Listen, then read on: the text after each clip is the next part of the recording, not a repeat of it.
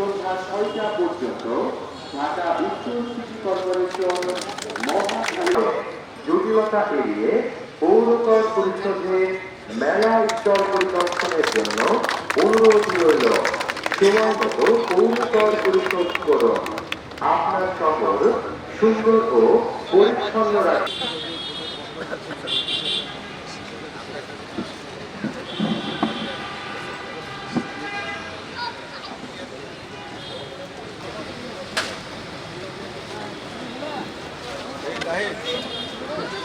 Revenue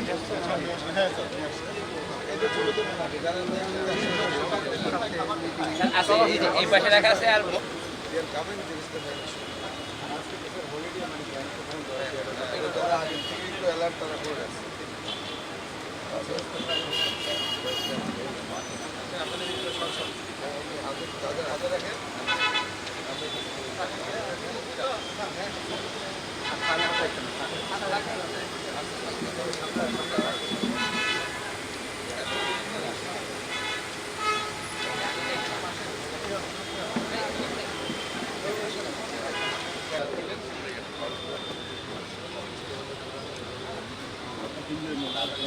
আপনার হাতে যদি ওনাকে উপহারগুলো দিয়েছে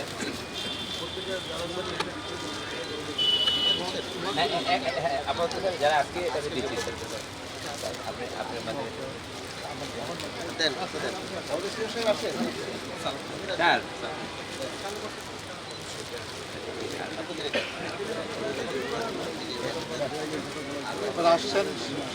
আমি নেওয়ার পর গণশুনানি করে আমি দেখলাম, আমরা দেখছি পুরো টিম যে আসলে স্থানীয়ভাবে প্রচুর ডিমান্ড আছে।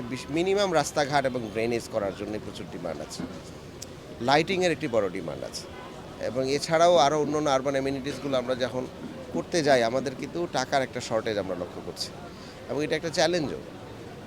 এবং রেভিনিউতে আমরা খবর নিয়ে দেখছি যে রেভিনিউ কালেকশন কিন্তু আশানুরূপ নাই, এবং রেভিনিউ কালেকশন আশানুরূপ না থাকার পেছনে তিনটা বড় কারণ আছে। যে নতুন 18টি ওয়ার্ড এবং এখানে ঢাকাতে যে প্রচুর বিল্ডিং হয়েছে নতুন, এগুলোর অ্যাসেসমেন্ট কিন্তু এখন অনেক জায়গায় করা হয়নি। এটি একটি বড় সমস্যা। রেসিডেন্সিয়াল এরিয়ায় এখন কমার্শিয়াল ইউজ হচ্ছে, এটা তো একটা বাস্তবতা, কিন্তু সেখান থেকেও কিন্তু আমরা রেভিনিউ পাচ্ছি না। প্রচুর দোকান হয়েছে ঢাকা শহরে এবং প্রচুর কমার্শিয়াল অ্যাক্টিভিটি হচ্ছে, সেগুলোর একটা অ্যাসেসমেন্ট করা এবং তাদেরকে করের আওতায় আনতে হবে। কারণ যারা কর দেন এবং যারা কর দেন না তাদের সকলকেই কিন্তু আমাদের আসলে আরবান সার্ভিসটা আমাদের দিতে হয়। আর ঢাকায় প্রায় 40% লোকজন ইনফর্মাল সেটেলমেন্টে থাকেন, তাদের তো হোল্ডিং নাম্বারই নাই। তো সুতরাং সেখানেও কিন্তু হোল্ডিং নাম্বার না থাকার পরেও আমরা আমাদের নাগরিক সেবাগুলো কিন্তু কন্টিনিউ করি। সুতরাং সেটা একটা বড় আমাদের বাধ্যবাধকতা থাকে যে এই শহরের সকলকে আমাদের নাগরিক সেবা দেওয়ার জন্য। কিন্তু নাগরিক সেবা দিতে নিলে আমাদের যে প্রচুর চেঞ্জ আমরা করেছি, আমাদের লোকবল বৃদ্ধি করা হচ্ছে, কারণ লোকবল কম আছে। তো লোকবল বৃদ্ধি করতে গেলে, স্থায়ী লোকবল বৃদ্ধি করতে গেলে তো একটা বড় স্যালারির জন্য টাকা চলে যায়, অবকাঠামোতে একটি বড় টাকা চলে যায়। সুতরাং এইগুলোকে মাথায় রেখে আমরা ভাবছি যে যত দ্রুত আমরা আমাদের যে টার্গেট আছে প্রায় 700 কোটি টাকার কাছাকাছি আমরা ট্যাক্স নিব, কিন্তু আমরা খরচ তো করি 4-5 হাজার কোটি টাকা। সুতরাং আইডিয়াল হতো যা আমরা খরচ করি তার চেয়ে বেশি যদি আমরা ট্যাক্স নিতাম, তাহলে আমরা অনেক রিল্যাক্সলি কিন্তু এই বরাদ্দগুলো এবং উন্নয়ন কর্মকাণ্ড আমরা করতে পারতাম।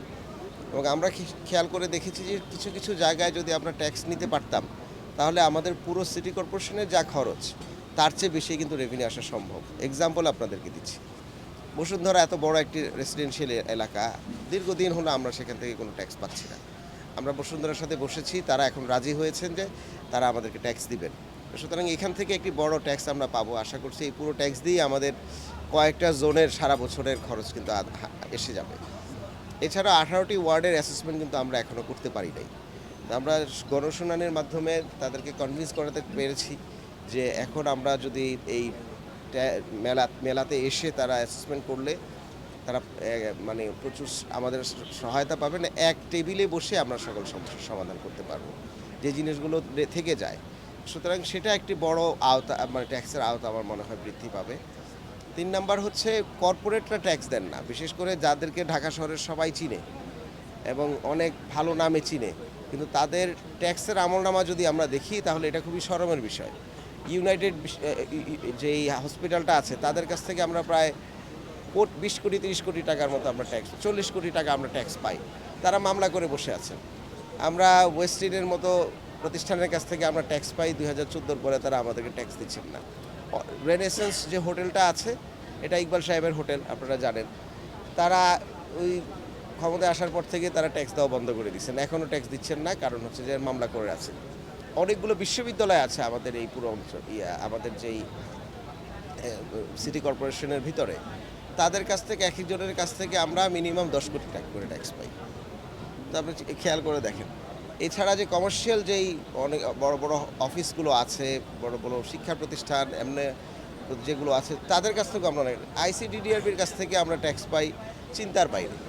কিন্তু ওনারা বলছে যে ওনারা যেহেতু সেবা প্রতিষ্ঠান, ওনারা ট্যাক্স দেবেন না, কিন্তু ওনারা যখন সেবা দেন তখন তো কিন্তু ফিজ নেন, খেয়াল করে দেখেন। এবং আবার ওনাদেরকে যখন আমরা সেবা দিই তখন তো আমাদের খরচ হয়। সুতরাং একটা ফিলান্থ্রপি যদি ফুল ফিলান্থ্রপি হয় তাহলে সেটা আমরা একভাবে দেখতে পারি, কিন্তু যেটা যখন পার্ট ফিলান্থ্রপি হয় তখন তো এটার একটা ফাইন্যান্সিয়াল ইস্যুসগুলো থাকে। তো আমরা 1 লক্ষের উপরে ট্যাক্স বাকি, মানে একজন গ্রাহক যার কাছ থেকে মিনিমাম 1 লাখ টাকা আমরা ট্যাক্স পাবো, সেরকম লোকই আছে প্রায় 25,000-এর উপরে, আপনি খেয়াল করে দেখেন। সুতরাং এই কারণে হ্যাঁ, এটা যে অ্যাসেসমেন্ট করা, আপনার তো অ্যাসেসমেন্ট ছাড়া আছে তার থেকে 5 গুণ আমার মনে হয়, আমরা শিওর সেটা। তো সুতরাং আমাদের লোকবলও কম, যদি লোকবল আরেকটু বাড়তো তাহলে অ্যাসেসমেন্টগুলো আমরা অনেক ভালো মতো করতে পারতাম। এবারের মেলাতেও আমরা কিন্তু প্রচুর ভলেন্টিয়ার নিতে হচ্ছে, না হলে আমরা এই 24টা বুথে এই মেলাগুলো যে আমরা মানে টাকা কালেক্ট করবো, সেই হিউম্যান রিসোর্স সাপোর্টটাও আমাদের নাই। তো আমরা কিছু চেষ্টা করছি আমাদের স্থায়ী নিয়োগ দেওয়ার জন্য, এবং আরও ভালোভাবে যারা কাজ করে দক্ষ লোক নিয়োগ দেওয়ার জন্য আমরা চেষ্টা করছি। কিন্তু আমরা ট্যাক্সের যে আওতা, সেটা আমরা এই মেলা এবং মেলা পরবর্তী সময় আরও যে 2 মাস আছে, আমরা প্রচুর অ্যাসেসমেন্টের জন্য ফিল্ডে কিন্তু লোক পাঠাবো। এখন যারা সেলফ অ্যাসেসমেন্ট করে আমাদের এই মেলা মানে নিজেকে করের আওতায় আনতে পারবেন, তারা একদিকে হচ্ছে যে বেঁচে যাবেন, কারণ এখানে আমরা 7.5% মতো এক ধরনের মানে রিবেটেড ইনসেন্টিভের আমরা ব্যবস্থা করেছি।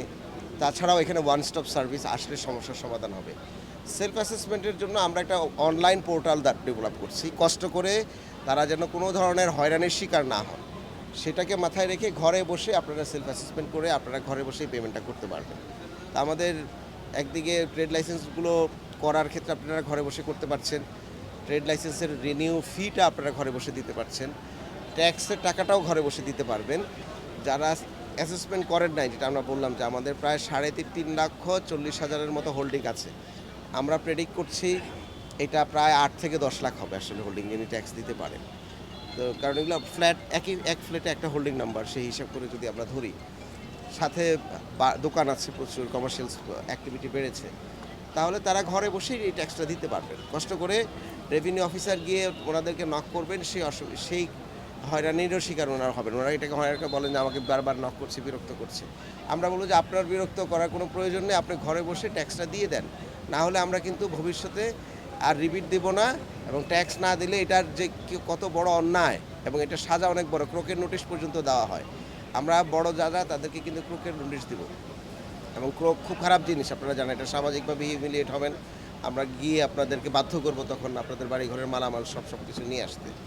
সুতরাং এই হিসেবে আমরা ঢাকাবাসীকে বলছি যে ঢাকাকে যদি আমরা পরিবর্তন করতে চাই, সেখানে প্রত্যহ আপনারা আমাদেরকে প্রতিদিন প্রতিটা ক্ষণে আমাদেরকে আপনাদের পাশে পান। প্রতিদিন সকালে পুরো ঢাকা শহরটাকে আমরা ক্লিন করি, তার 2 ঘন্টা যেতে না যেতে ঢাকাকে ময়লা করে আমরা শেষ করে ফেলি, তাই না? তো সুতরাং একইভাবে ঢাকার উন্নয়ন যদি আমরা করতে চাই, আমরা তো দিন রাত 24 ঘন্টা আপনাদের সাথে আছি সিটি কর্পোরেশন। তা আমরা চাই আপনারাও আমাদের সাথে থাকেন, ট্যাক্সগুলো দিয়ে আমাদেরকে যদি সক্ষম না করেন, আমরা তো সার্ভিসগুলো ঠিক মতো দিতে পারবো না। এবং এই সার্ভিসগুলো দেন, সাধারণ লোকজন ট্যাক্স দিতে চায়, কিন্তু ট্যাক্স দেওয়ার কিছু প্রসিডিউরাল কাজে অনেকে মনে করেন এটা ডিফিকাল্ট, কিংবা এটা গ্রাহক ফ্রেন্ডলি না। সেই জন্য আমরা এগুলোকে অনলাইন বেস করে দিচ্ছি যেন একটু গ্রাহক ফ্রেন্ডলি হয়।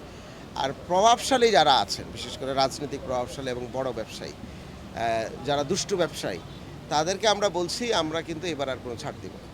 আমরা আপনাদেরকে আহ্বান জানাচ্ছি, আপনাদের কাছে অনেক বেশি টাকা পাই এবং আপনারা আমাদের চেয়ে সবচেয়ে বেশি সার্ভিস নেন।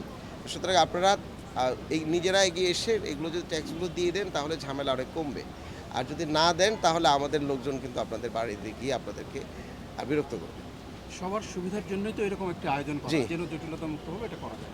আপনাদের কি এরকম অ্যাসেসমেন্ট হয়েছে যে কত টাকা বকেয়া আছে?